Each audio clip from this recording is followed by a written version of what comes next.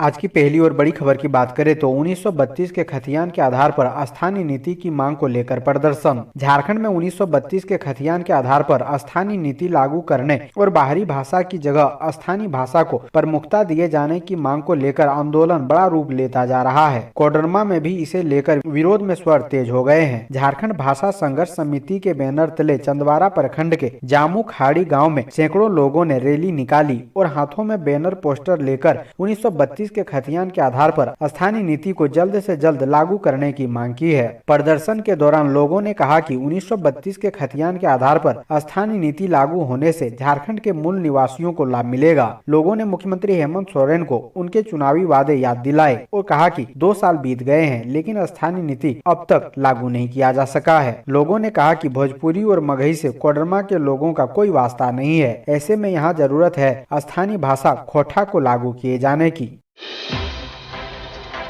अगली बड़ी खबर की बात करें तो झारखंड में हिंदी, मगही व भोजपुरी भाषा को लेकर धरना, राज्यपाल के नाम सौंपा ये मांग पत्र। झारखंड की भाषा सूची में हिंदी, मगही व भोजपुरी को शामिल करने के लिए स्थानीय युवाओं ने गढ़वा जिले के रमकंडा में 1 दिवसीय धरना दिया और राज्यपाल के नाम 3 सूत्री मांग पत्र बीडीओ को सौंपा। युवा नेता लालमोहन पासवान ने कहा कि हेमंत सोरेन सरकार ने पलामू, गढ़वा, लातेहार में स्थानीय नियुक्तियों की भाषा सूची में मगही व भोजपुरी भाषा को शामिल तो किया है, लेकिन यह भाषा पूरे राज्य की भाषा है, इसलिए इस भाषा को पूरे राज्य की स्थानीय भाषा सूची में शामिल करने की जरूरत है। धरना में नेताओं ने कहा कि फिलहाल राज्य स्तरीय नियुक्ति में हिंदी, मगही व भोजपुरी को स्थान नहीं देने से यहाँ के युवाओं को वंचित होना पड़ रहा है। उन पर अन्य दूसरी भाषा जानबूझकर थोपे जाने का काम किया गया है। ऐसे में यहाँ के युवाओं को नियुक्ति से दूर रखने का काम किया जा रहा है। इसे यहाँ के युवा बर्दाश्त नहीं करेंगे।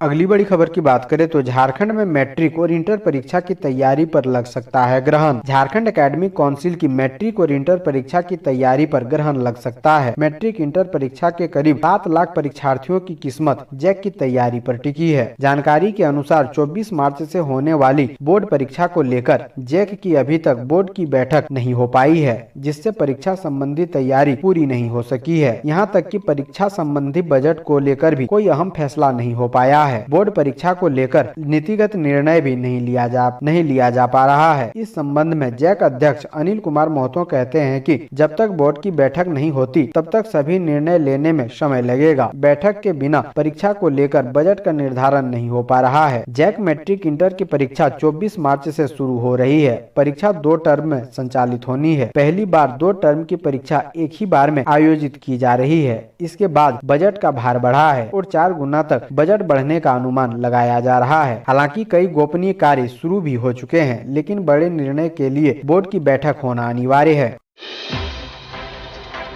अगली बड़ी खबर की बात करें तो विधायक ने सदन में उठाया सरना धर्म कोड का मुद्दा। जामताड़ा विधायक डॉक्टर इरफान अंसारी ने शुक्रवार को विधानसभा में सरना धर्म कोड लागू करने की मांग का मुद्दा उठाया। झारखंड विधानसभा के बजट सत्र के दौरान जामताड़ा विधायक ने राज्य सरकार से केंद्र सरकार पर सरना धर्म कोड शीघ्र लागू करने के लिए दबाव बनाने की मांग की। उन्होंने सदन में कहा कि राज्य आदिवासियों के लिए बना है, लेकिन अभी भी उन्हें अपनी पहचान एवं अधिकारों से वंचित रहना पड़ रहा है। केंद्र की भाजपा सरकार आदिवासियों को उनका हक नहीं देना चाहती है। झारखंड में 14 लोकसभा सांसदों में से 12 भाजपा के हैं, लेकिन वो कभी सरना धर्म कोड के लिए आवाज बुलंद नहीं करते हैं। उन्हें आदिवासियों की अस्मिता और सम्मान से कोई मतलब नहीं है। वे केवल सत्ता का सुख भोगने के लिए लोकसभा गए हैं। ये लोग भूल गए हैं कि जनता ने उन्हें अपनी आवाज बुलंद करने को भेजा है।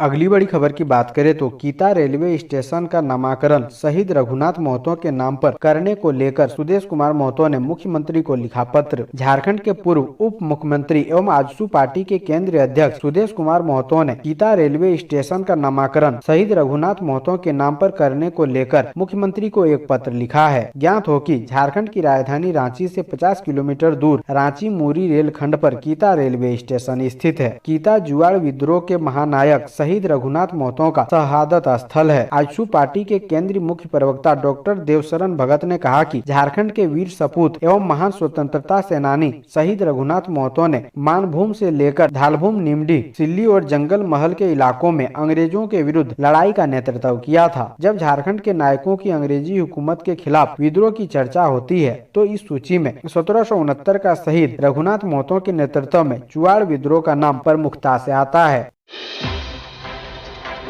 अगली बड़ी खबर की बात करें तो राज्य के प्रतिभावान खिलाड़ियों की मदद के लिए आगे आई झारखंड सरकार।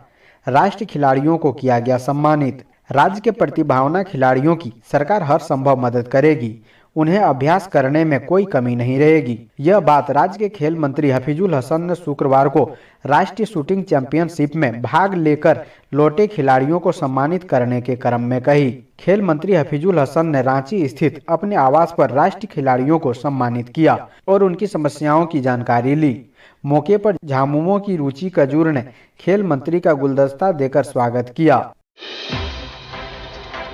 अगली बड़ी खबर की बात करें तो SC/ST एक्ट में बड़ा बदलाव। अब दरोगा इंस्पेक्टर भी कर सकेंगे SC/ST अधिनियम में दर्ज मुकदमों की जांच। झारखंड में भी अनुसूचित जाति अनुसूचित जनजाति अधिनियम के तहत दर्ज कांडों का अनुसंधान दरोगा इंस्पेक्टर रैंक के अधिकारी कर सकते हैं। इसके लिए सरकार के स्तर पर पहल होनी है, जिसकी अनुशंसा पुलिस मुख्यालय ने राज्य सरकार से की है। इसके लिए बिहार व मध्य प्रदेश के कानून का भी हवाला दिया गया है। बताया गया है कि राज्य सरकार के स्तर से जब तक गजट का प्रकाशन नहीं होगा तब तक राज्य में दरोगा इंस्पेक्टर को अनुसंधान की जिम्मेदारी नहीं मिलेगी। झारखंड में वर्तमान में DSP रैंक व इससे ऊपर के अधिकारी को ही SC/ST एक्ट में अनुसंधान की जिम्मेदारी है।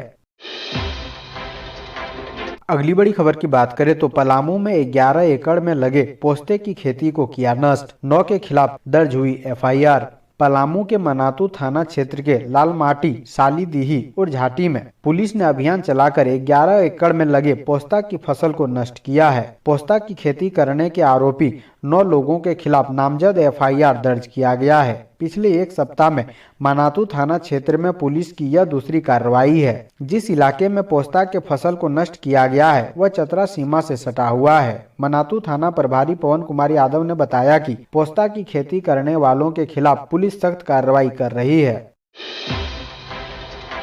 अगली बड़ी खबर की बात करें तो सरकारी योजनाओं में गड़बड़ी करने वाले अधिकारियों पर गिर रही गाज। DM पोर्टल पर दिख रहा सकारात्मक परिणाम। शिकायतों व समस्याओं के समाधान के लिए शुरू किए गए कोडरमा DM पोर्टल के सकारात्मक परिणाम मिल रहे हैं। यहाँ समस्याओं का त्वरित निष्पादन हो रहा तो शिकायतकर्ताओं की सक्रियता से अनियमितता का पर्दाफाश हो रहा है। योजना में भ्रष्टाचार व सरकारी भूमि हड़पने की शिकायत की जाँच में भी मामला सत्य पाए जाने पर त्वरित एक्शन लिया गया। जनता की समस्याओं व शिकायतों के इस पोर्टल में आवेदनों की ट्रैकिंग भी की जाती है। वहीं शिकायत पर संतोषजनक कार्रवाई नहीं होने पर शिकायतकर्ता दावा आपत्ति भी कर सकता है। इस पोर्टल में जनता के कार्यों का निष्पादन को लेकर अधिकारियों का बहाना भी नहीं चल रहा है। निर्धारित समय पर रिपोर्ट देने की बाध्यता भी सुनिश्चित की गई है। वहीं जांच रिपोर्ट में लापरवाही बरतने वाले अधिकारियों की मॉनिटरिंग के लिए अलग दल का गठन किया गया है।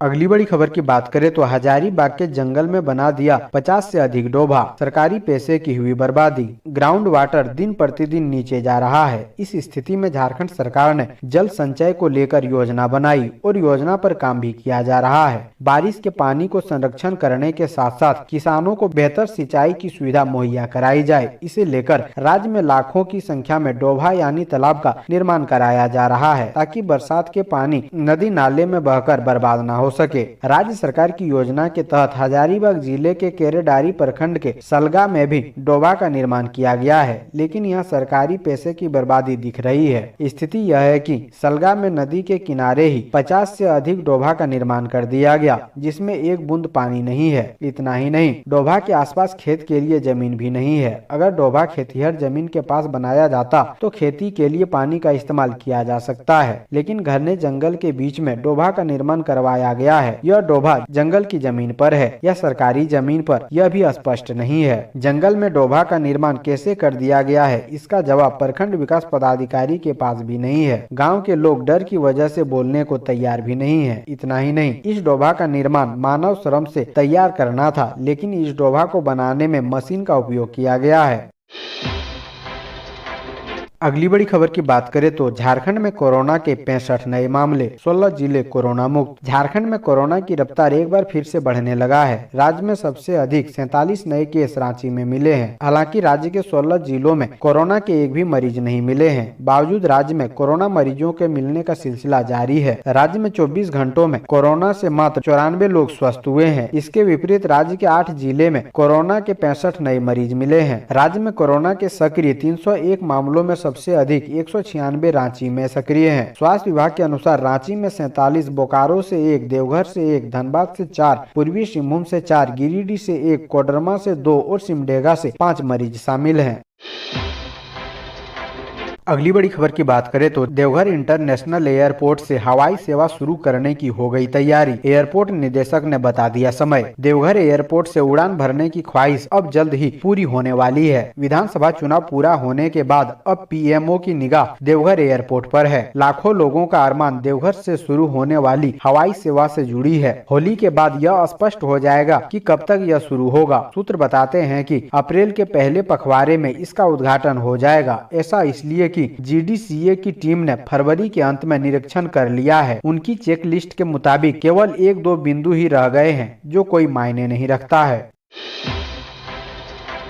अगली बड़ी खबर की बात करें तो विनोबा भावे विश्वविद्यालय में शिक्षकों की भारी कमी, अधर में लटका बीएड छात्रों का भविष्य। हजारीबाग के विनोबा भावे विश्वविद्यालय में इंटीग्रेटेड बीएड पाठ्यक्रम के लिए शिक्षकों की भारी कमी है। प्रोफेसर की कमी की वजह से यहां एडमिशन के लिए छात्रों का सत्र लेट हो गया है। ऐसे में यहां पढ़ाई कर रहे छात्रों ने भविष्य को लेकर चिंता जताई है। कहते हैं शिक्षक किसी भी शिक्षण संस्थान का आत्मा होते हैं। अगर शिक्षण संस्थान में शिक्षक नहीं रहे तो छात्रों का भविष्य भी अधर में होता है। विनोबा भावे विश्वविद्यालय में बीएड की पढ़ाई करने वाले छात्रों का यही हाल है। 2018 में 4 वर्ष के लिए इंटीग्रेटेड बीएड की पढ़ाई शुरू की गई, लेकिन अब तक एक भी शिक्षक की नियुक्ति कोर्स के लिए नहीं किया गया है। अब आलम यह है कि वर्तमान सत्र के लिए फिर से विश्वविद्यालय में ऑनलाइन आवेदन छात्रों से मांगा गया है।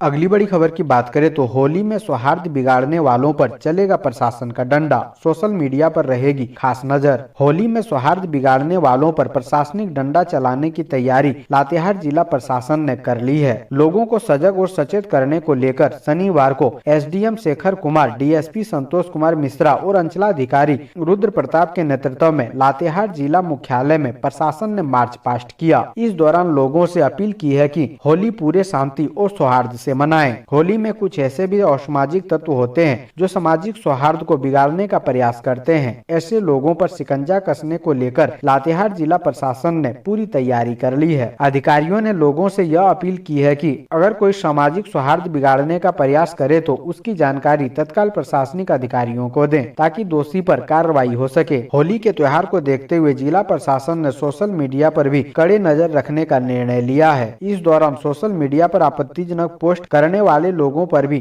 कड़ी कार्रवाई की जाएगी।